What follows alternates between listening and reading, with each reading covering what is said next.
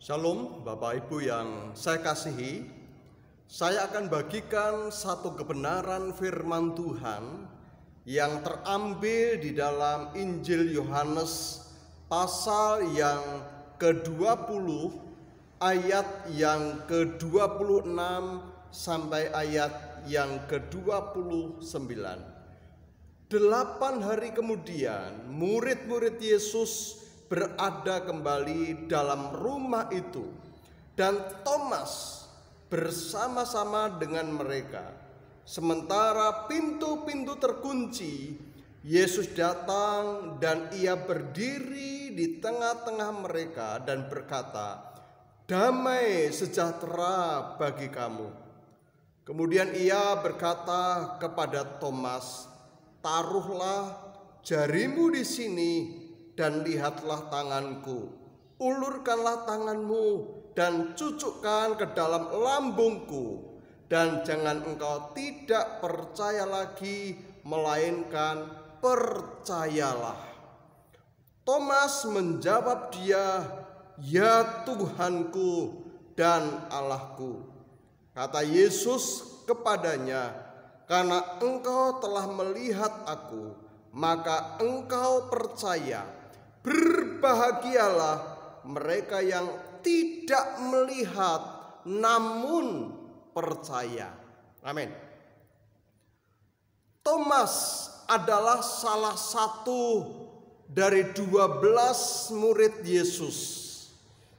Dia juga diberi nama, disebut dengan namanya Didimus. Artinya adalah kembar. Itu Thomas. Thomas ketika Yesus pertama kali menampakkan kepada murid-murid yang lain, Thomas tidak ada bersama-sama dengan mereka. Saya tahu mungkin kegalauan hatinya karena Yesus yang ia banggakan itu telah mati. Dia tersalib, dia menjadi orang yang terkutuk. Maka hal yang wajar secara manusia, jikalau Thomas pada saat itu dia mungkin pergi absen dari persekutuan bersama-sama dengan murid-muridnya pada saat itu. Dan pada saat itu ketika murid-murid berkumpul, Thomas ada di situ.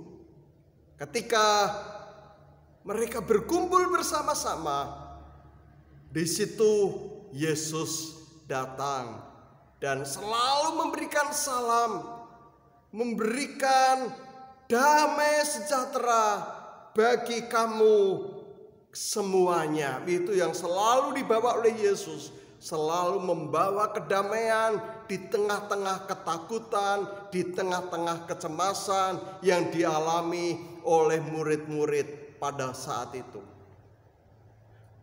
Ketika Yesus dia ada di tempat itu, dia langsung tertuju kepada satu murid, yaitu Thomas. Thomas yang semula diberitahu oleh murid-murid, dia tidak percaya.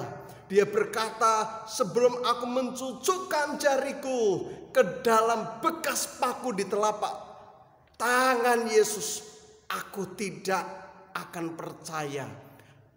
Aku sekali-kali tidak akan percaya." Yesus pada saat itu datang.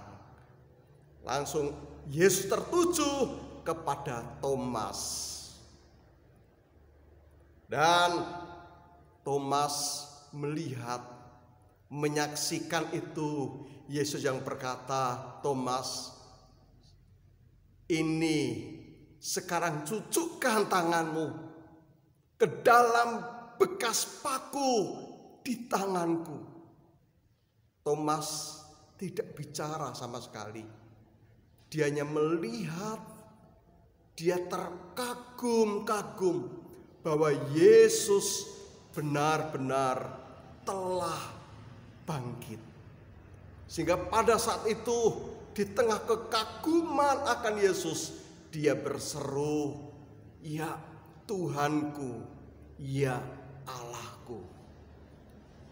Itu sebuah pernyataan iman yang luar biasa, yang keluar dari dalam diri Thomas. Dan kita tahu betapa penting sebuah pernyataan iman. Bapak Ibu, kita menyatakan Tuhan kita itu sebagai apa, Yesus itu sebagai apa, itu penting sekali. Thomas, dia berkata Yesus itu Tuhan dan Allah. Kata Tuhan di sini bukan hanya sekedar dalam arti Tuhan, tetapi Thomas menyadari bahwa Tuhan dan Allah ini adalah, Yesus adalah benar-benar penguasa. Yesus itu benar-benar Allah. Yesus itu benar-benar pribadi yang telah bangkit, telah mengalahkan maut. Thomas menyadari bahwa Yesus itu benar-benar Alfa dan Omega. Dan dari pernyataan iman itulah yang membuat dia akhirnya memiliki sebuah keberanian untuk dia menjalankan tugas yang dari Yesus, yaitu yang dikenal dengan amanat agung. Dia pergi memberitakan Injil. Dia sampai ke Persia, bahkan sampai ke India.